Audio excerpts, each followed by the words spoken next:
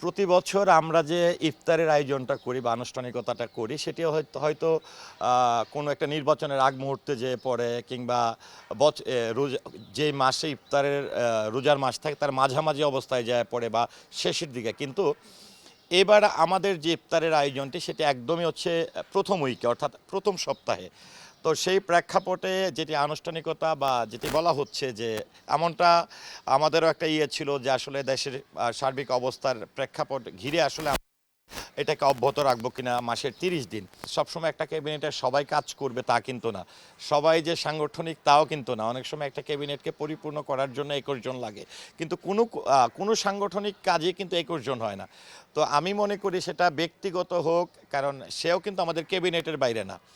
তো আমরা মিলেই এটাকে অব্যাহত রাখার চেষ্টা করছি। আর আরেকটা বিষয় হচ্ছে যে অন্যান্য সময়ের মতন যদি বলতে চাই, কারণ আপনারা জানেন যে দেশের এখন সার্বিক যে অবস্থা, রাজনৈতিক প্রেক্ষাপট থেকে শুরু করে সব কিছু মিলিয়ে আসলে যে অস্থিরতা, এর মধ্যে আমাদের শিল্পীরা যেরকমটা প্রাণবন্ত ছিল, তারা প্রায় সময় ছুটে আসতো, এফডিসির শিল্পী সমিতি ভরপুর থাকতো, সেটাও কিন্তু কমে গেছে।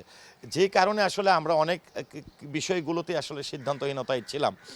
তবে এখন আমরা সেটি করব আশা করছি, এবং আমরা যেখান থেকেই পারি আসলে ঐক্যবদ্ধভাবে কাজ করার চেষ্টা করছি, এবং আমাদের যে কয়জনই উপস্থিতি থাকবে তাদেরকে নিয়ে আসলে আমাদের এই যে রোজার মাসটি আমরা উদযাপন করব।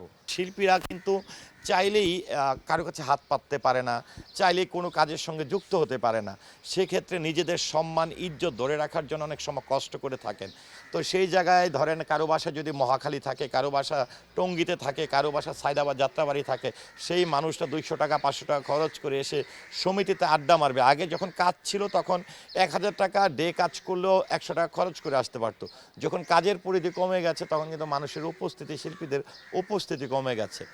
তো এটা অনেক বড় একটা কারণ। আরেকটি বিষয় হচ্ছে যে আমি বরাবরই বলি, শিল্পী কোনো দলের না, শিল্পী কোনো রাজনৈতিক দলের হওয়া উচিত না। কারণ শিল্পী দেশের এই ১৮ কোটি মানুষ যদি থাকে, ১৮ কোটি মানুষের, কারণ শিল্পীদের দল বল বা কোনো মানে এটাকে অপেক্ষা করে কিন্তু সাধারণ দর্শক ভালোবাসে না। শিল্পী সত্তা, অভিনয়কে পছন্দ করে তখন কিন্তু মানুষ তাকে ভালোবাসেন। সেই জায়গা থেকে আমরা বিগত, এটা আমি অবশ্যই মাথা পেতে নেব যে এই জন্য যে আমরা যারা আসলে নিজেদেরকে, আল্লাহ তাআলা আমাদেরকে অনেক বড় জায়গায় যাওয়ার সুযোগ দিয়েছেন, কাজ করার তৌফিক দিয়েছেন, আজকে সেলিব্রিটি হওয়ার সুযোগ দিয়েছেন, তারা কিন্তু কোনো দলের সাইনবোর্ড নিয়ে কিন্তু নিজেকে প্রতিষ্ঠিত করেনি। কিন্তু এসে আমরা ভুল করে আসলে এই কাজগুলোর সঙ্গে যুক্ত হয়ে যাই, সেটি লোভে হোক বা হয়তো অন্য একটা ক্ষমতার একটা প্রভাব নিজের উপর নিয়ে আসার জন্য। কিন্তু আসলে শিল্পী সবসময় নিরপেক্ষ থাকা উচিত। এটা অনেক বড় একটি কারণ। আমি অবশ্যই বলবো যে আমরা যখনই কোনো দল বা কোনো একটা শ্রেণীর সঙ্গে আমরা যুক্ত হয়ে যাই তখন কিন্তু আমরা অনেকটাই আলাদা হয়ে পড়ি।